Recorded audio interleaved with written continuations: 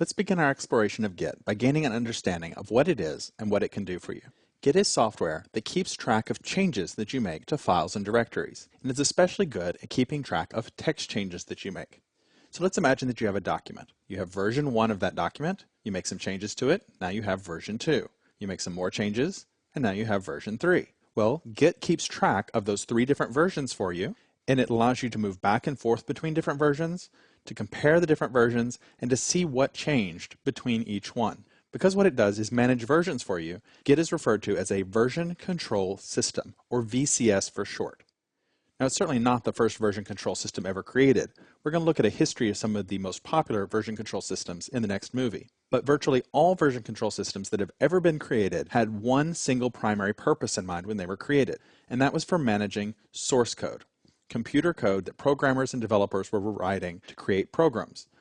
They wanted to be able to track the changes that they made over time as they added features, fixed bugs, and that sort of thing. So as a result, because that's its primary purpose, I would say 90 to 95% of the time VCSs are used for source code management.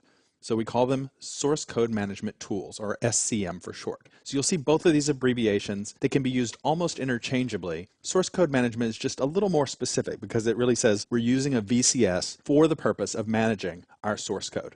But you'll want to become familiar with both of these terms and recognize them as being almost synonymous. Now, whether you've ever worked with a source code management tool before or not, you've definitely dealt with version control. Let's look at some examples of version control that are non-source code related.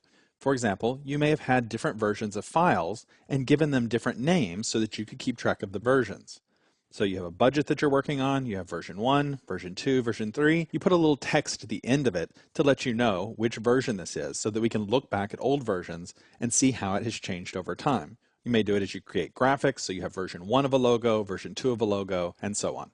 I think we've probably all done this at some point. A lot of applications also offer some form of version control as one of their features. For example, Microsoft Word allows you to track the changes that you make to a document. So you turn on track changes, and then you send the document to someone else. When they make changes to that document, it will keep track of what changes they made, and when they send it back to you, you'll be able to review those changes. Adobe Photoshop has something called the history. You can bring up the history palette and you can look back at each of the changes you've made to an image, and you can even move backwards through those changes. You can undo those changes and move back up in the history or back forward in the history as well. You can move forwards and backwards and see how the document changed over time.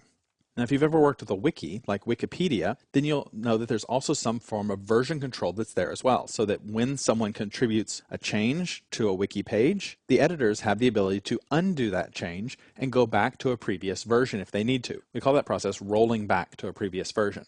And of course, we've all done the most simple type of version control of all, which is undo. Control Z on Windows or Command Z on Mac that will just undo something that we've typed or some change that we've made and allow us to go backwards. And you can do undo multiple times and undo multiple changes. So it'll keep going backwards and backwards and backwards through the different changes that we've made to a document. Now, these are all very, very primitive examples of version control, and they are no match at all for what we're going to see with a version control system.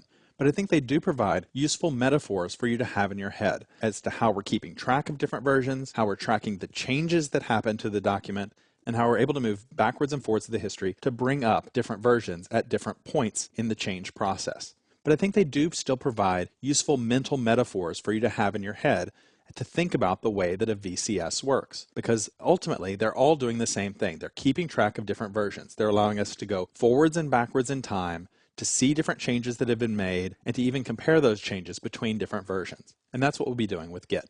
In the next movie, let's take a look at the history of some of the most important version control systems.